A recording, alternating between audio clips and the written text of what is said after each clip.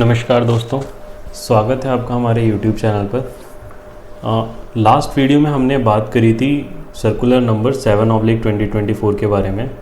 ये बहुत ही important circular है एंड इस सर्कुलर से जैसा कि हमने बताया था बहुत सारी NGOs को एक मौका मिलेगा दोबारा से अपने फॉर्म 10A या 10B को फाइल करने का। जिस भी केसेस में डिले है उनके लिए बहुत ही इम्पॉर्टेंट सर्कुलर है। एंड लास्ट टाइम एक और दिक्कत सबसे ज़्यादा हुई थी NGOs को, जहाँ पे काफ़ी सारे या तो कंसल्टेंट्स ने या फिर खुद NGOs ने अपने फॉर्म गलत फाइल कर दिए थे, जिसकी वजह से उन्हें रिजेक्शन फेस करनी पड़ी थी।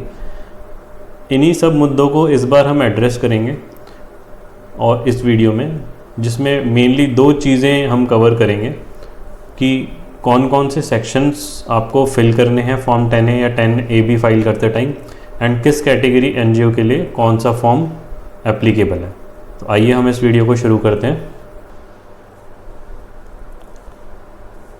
जो भी चैरिटेबल या रिलीजियस इंस्टीट्यूट सेक्शन 12A में अपना रजिस्ट्रेशन कराना चाहते हैं उनको हमने मेनली 5 कैटेगरीज़ में डिवाइड करा है।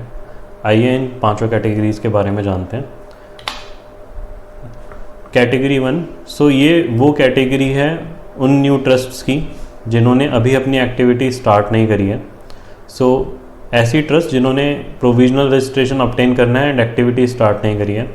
फाइनेंशियल ईयर 2023 में एक अमेंडमेंट आई जिसके बाद ये सेक्शन चेंज हो गया। एक बारी जानते हैं वो अमेंडमेंट क्या थी।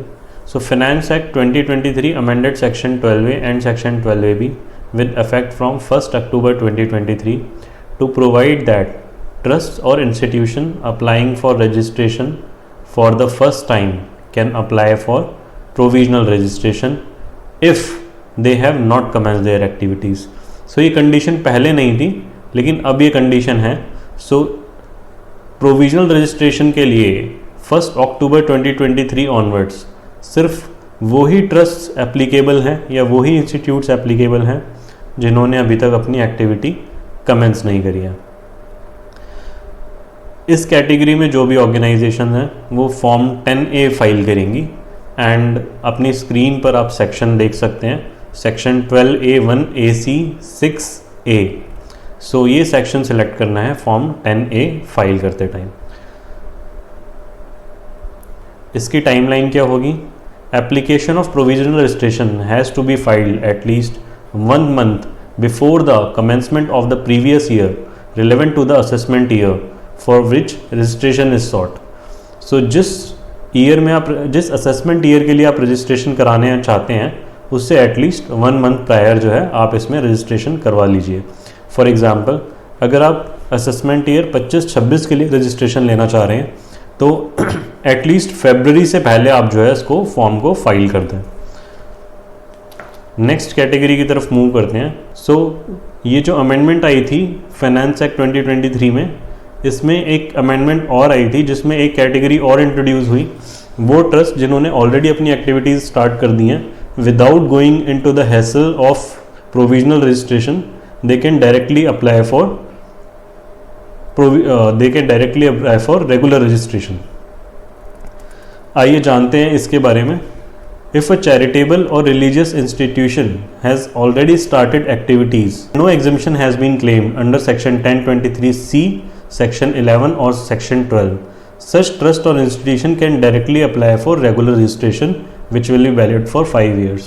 So इसकी important condition क्या है कि ट्रस्ट ने या इंस्टीट्यूशन ने आज से पहले कभी भी Section 1023C, 11 या 12 की exemption ना ली हो। तो ऐसी कैटेगरी, ऐसी ट्रस्ट या institution directly form 10A apply करके, फॉर्म 10A फाइल करके सीधे 5 साल के लिए रजिस्ट्रेशन सीख कर सकते हैं। सो इस फॉर्म को फाइल करते टाइम जो आप सेक्शन कोट करेंगे that section will be 12A1AC 6B। Next category पे चलते हैं। वो ओल्ड ट्रस्ट जिन्होंने सेक्शन 12A या 12AA में ऑलरेडी रजिस्टर्ड थी परपेचुटी के लिए, तो इस तरह की ट्रस्ट को क्या करना है? सो जब ये नया लॉ आया था तब एक फैसिलिटी दी गई थी कि जो भी एग्जिस्टिंग ट्रस्ट हैं जो परपेचुटी तक के लिए रजिस्टर्ड हैं उन केसेस में आप डायरेक्टली 5 साल का रजिस्ट्रेशन ले सकते हैं। ये रजिस्ट्रेशन आप कैसे अप्लाई करेंगे? ये रजिस्ट्रेशन आप फॉर्म 10A में अप्लाई करेंगे। अब क्वेश्चन यहाँ पे ये आ सकता है कि अगर हम आज फॉर्म 10A में अप्लाई करेंगे तो ये एप्लीकेबल कब से होगा? ये एप्लीकेबल होगा असेसमेंट ईयर 22-23 से। यहाँ पर मैंने एक स्क्रीनशॉट भी लगाया, आप देख सकते हैं कि यहाँ पर आप देख सकते हैं कि पोर्टल में ऑलरेडी जो है इससे रिलेटेड अमेंडमेंट्स हो चुकी हैं and now you can select assessment year 22-23 as a option. ये फॉर्म फाइल करते टाइम एक प्रैक्टिकल डिफ़िकल्टी आपको और आएगी। वो प्रैक्टिकल डिफ़िकल्टी आएगी जब ये आप सेक्शन चूज़ करेंगे 12A1 AC1 in form 10A। सो हो सकता है अगर आपने पहले प्रोविजनल रजिस्ट्रेशन ले लिया है तो एक एरर ये थ्रो करेगा that form 10A has already been filed. इसके लिए क्या करना है? मेरा सजेशन है कि अभी थोड़ा सा वेट कर लीजिए, हो सकता है CBDT से कुछ क्लैरिफिकेशन आए, बट जो एक्सपेक्टेड क्लैरिफिकेशन होगी वो ये होगी कि आप पहले अपना पुराना फॉर्म 10A सरेंडर करें। सेम चीज़ जो है आपके सर्कुलर में भी दी गई है कि पहले आपको फॉर्म 10A फिल करना है बट उसके बाद ये फॉर्म फाइल करना है। मैंने अपने केसेस में क्या करा है, मैंने अभी एक ग्रीवेंस रेज करी है so that I can be sure कि इस चीज़ में करना क्या है। जहाँ तक है इसमें ये करना है कि फॉर्म 10A आपको पहले पुराना वाला सरेंडर करना है और फिर नया फॉर्म 10A फाइल करना है। वो ट्रस्ट जिन्होंने परपेचुइटी तक रजिस्ट्रेशन ले रखा है वो असेसमेंट ईयर 22-23 से डायरेक्ट रेगुलर रजिस्ट्रेशन अप्लाई कर सकते हैं जो 5 साल के लिए वैलिड होगा। एंड इसको फाइल करने की लास्ट डेट 30 जून 2024 है, which is as per the circular number 7/2024। Section जो आप इसमें सिलेक्ट करेंगे वो करेंगे section 12A1 AC1। I think ये क्लियर हो गया होगा। नेक्स्ट कैटेगरी पे चलते हैं। Conversion of provisional registration into regular registration, ये वो सेक्शन है जिसमें सबसे ज़्यादा रिजेक्शंस पिछले 6 महीनों में NGOs ने फेस करी है। इसके बारे में जानते हैं। ट्रस्ट और institutional provisionally registered under section 12AB shall be required to convert its provisional registration into normal registration. Registration once granted will be valid for 5 years। वो ट्रस्ट जो कि 12AB में रजिस्टर्ड है पहले से और उन्होंने प्रोविजनल रजिस्ट्रेशन ले रखा है, उनको प्रोविजनल रजिस्ट्रेशन को रेगुलर रजिस्ट्रेशन में ग्रांट करना ज़रूरी होता है। बहुत ट्रस्ट या बहुत ऑर्गेनाइजेशंस ये करती हैं कि एक बार प्रोविजनल रजिस्ट्रेशन ले लेती हैं, उसके अंदर वैलिडिटी 3 साल की होती है and they wait for 3 years to renew the form, but ये गलत है। जो टाइम लिमिट है उसको रिन्यू करने की फॉर्म को वो है 6 months before the expiry of the period of the provisional registration or within 6 months of commencement of its activities whichever is earlier।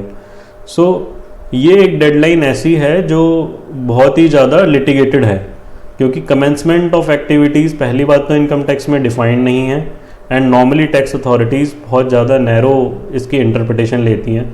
For example किसी ट्रस्ट ने अगर डोनेशन रिसीव कर लिया है it's possible that officer may assume that cause you have already taken the donation for your activities, so activities is started। बहुत सारे case laws भी आपको इसके लिए मिल जाएंगे एंड हर केस लॉज में आप देखेंगे कि भाई या तो डोनेशन रिसीव करने की डेट को आधार मान लिया गया है या फिर जो भी फर्स्ट एप्लीकेशन हुई ट्रस्ट से उसको आधार मान के date of commencement of activities decide करी हुई है। तो मेरी सजेशन है कि जब भी आप प्रोविजनल रजिस्ट्रेशन लेते हैं विद इन 6 months कोई भी एक्टिविटी करके सबसे पहले आप रेगुलर रजिस्ट्रेशन के लिए फाइल कर दें। अभी काफ़ी ट्रस्ट ने ऐसा करा कि ओल्ड लॉ में प्रोविजनल रजिस्ट्रेशन ले लिया, ये डेडलाइन फॉलो नहीं करी, रजिस्ट्रेशन डिले हो गया, रेगुलर रजिस्ट्रेशन की एप्लीकेशन डिले हो गई and now they are facing the rejection और they have already face the rejection. अब बात करते हैं उन ट्रस्ट की जिनके ऑलरेडी इस वजह से डिले की वजह से ये प्रोविजनल टू रेगुलर वाली एप्लीकेशन रिजेक्ट हो गई है।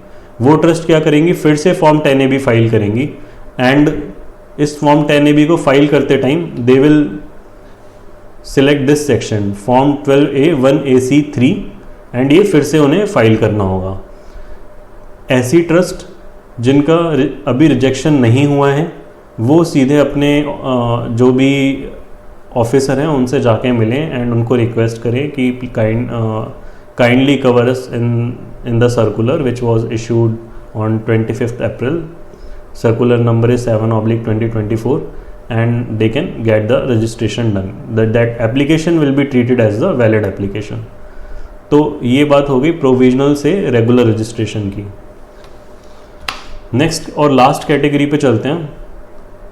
जिन ट्रस्ट ने एक बार प्रोविजनल से रेगुलर कन्वर्ट करा लिया है या डायरेक्टली रेगुलर ले लिया था, तो उनको जब कन्वर्जन फिर से 5 साल ख़त्म हो जाएंगे और उनको रेगुलर रजिस्ट्रेशन रिन्यू कराना होगा, उन्हें फॉर्म 10AB फाइल करना है। ध्यान रखना है जो सेक्शन सेलेक्ट करेंगे वो करेंगे 12A1AC2।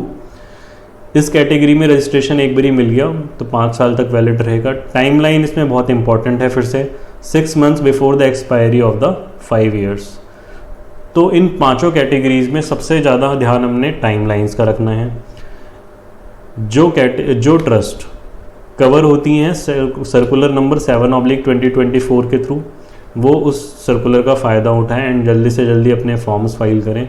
जहाँ भी उन्हें प्रॉब्लम आ रही है वो ग्रीवेंस रेज कर सकते हैं। You can also ask question in the comment section and you can also ask question by emailing us. I will be answering as per my best availability. Hope this video was useful for you. Thank you for your time.